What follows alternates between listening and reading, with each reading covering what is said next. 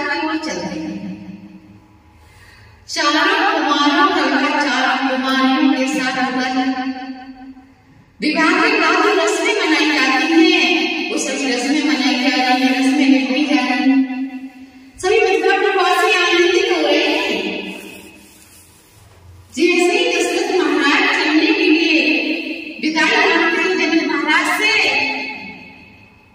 राखी जनक शक्ति अनुरागा हाथ जोड़ करके जनक महाराज रोक लेती हो दशरथ महाराज। नित्य नया नया नूतन आनंद सभी को प्राप्त हो रहा है और सभी आनंदित हो रहे हैं। बड़ा आनंद छाया हुआ है मथुरापुरी में। इसी प्रकार से 3 माह तक मथुरापुरी में बारात होगी। भवन में हास परिहास चल रहा है सखियों के साथ। सभी सखियां आनंदित हो रही हैं, मंगल गान गा रही हैं।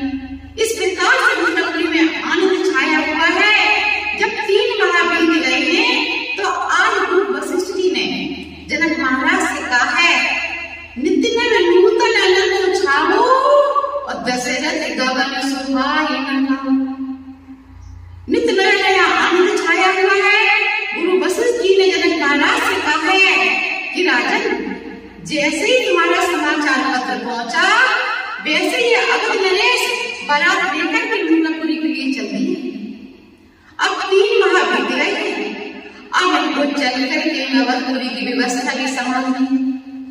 अब बेटियों की विदाई की तैयारी कर ले और चलने की आज्ञा दीजिए।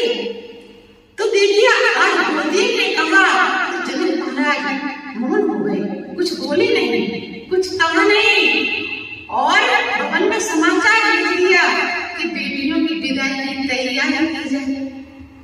भवन में हास परिहास हो रहा था। जब विदाई की बात सुनी तो भवन में शोक छा गया। सभी दुखी होने लगे।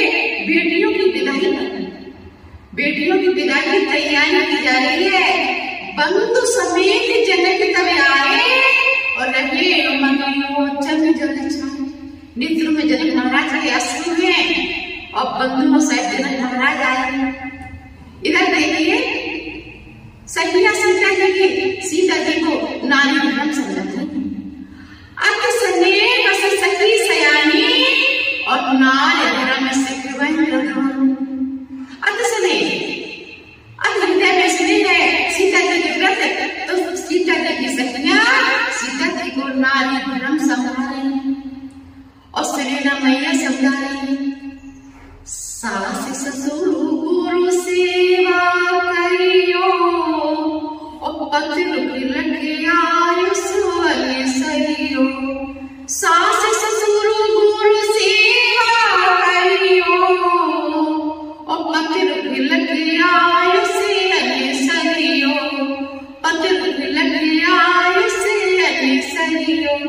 सास ससुर गुरु सेवा करियो और पति आयुष सहियो। बेटी सास ससुर की सेवा करना, गुरुजनों की आज्ञा का पालन करना और कहा बेटी अपने से छोटों को स्नेह देना और कहा पति आयुष सहियो। बेटी पति का दुख देख करके चलना। यही उच्च कोटि की पतिव्रता का धर्म है। पति का दुख देख करके पति के कहने से पहले वो काम कर दे। यही उच्च कोटि की पतिव्रता का धर्म है। और पति ने मुझसे कहा किया तो क्या किया? तो बेटी पति का दुख देख करके चलना।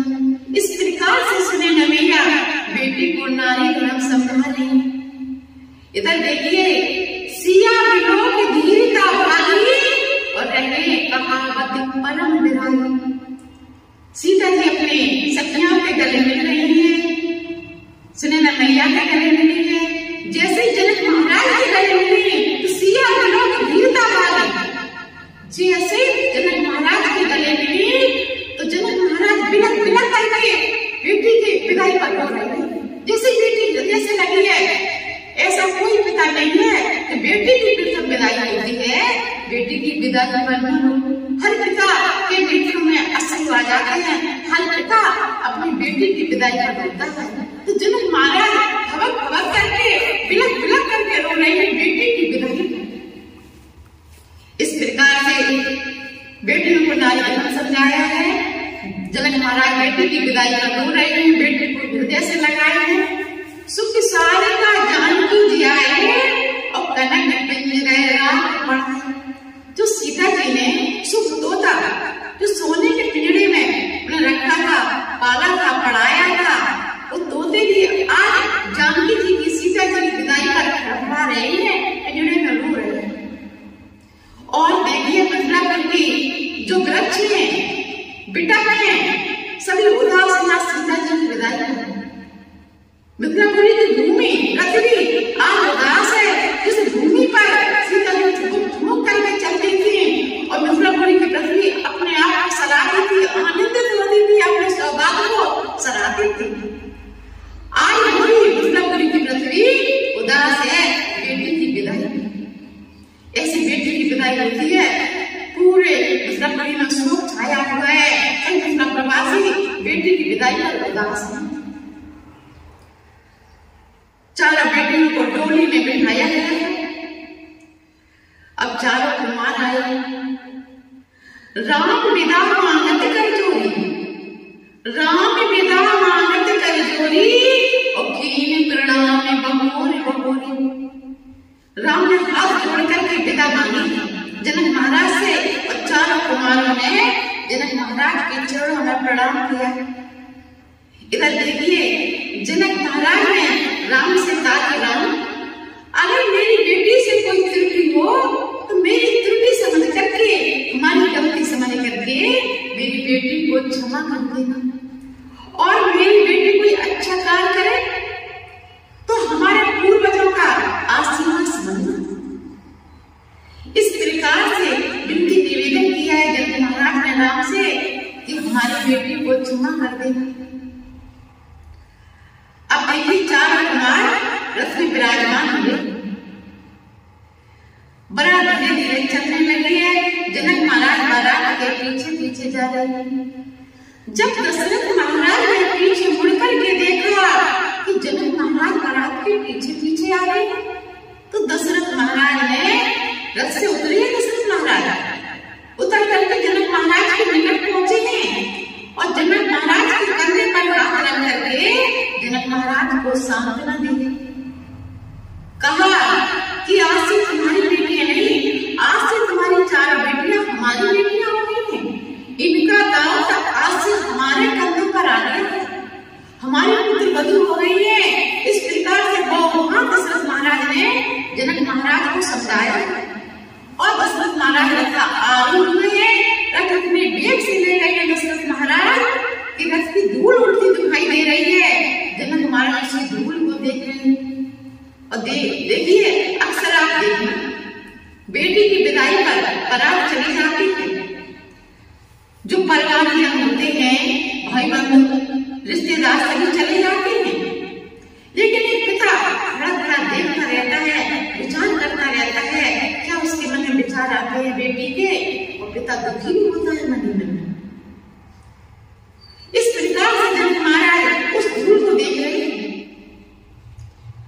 अवधपुरी में समाचार मिला है कि बारात अवधपुरी के लिए प्रस्थान कर गई है, पहुंचने वाले हैं। बाराती सभी अवधपुरी में सब आनंद छाया हुआ है। तीनों माताओं ने आरती का थाल सजाया है। चारों पुत्र वधुओं को स्वागत करने के लिए, चारों पुत्रों का स्वागत करने के लिए इस प्रकार से बारात अवधपुरी में पहुंची है। भवन के दरवाजे पर तीनों सासुएं, कौशल्या मैया, केकई मैया, सुमित्रा मैया अपना अपना आरती का थाल लेकर के आई है। चारों पुत्र वधुओं का स्वागत करने के लिए और आरती उतार रही हैं। चारों पुत्र वधुओं की आनंदित हो रही है। दशरथ महाराज ने कौशल्या महारानी को समझाया,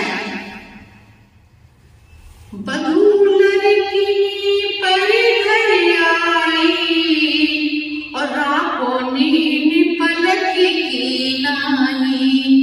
बधू लड़की पर घर आई और राखो नीन पलक की नानी, राखो नीन पलक की नानी।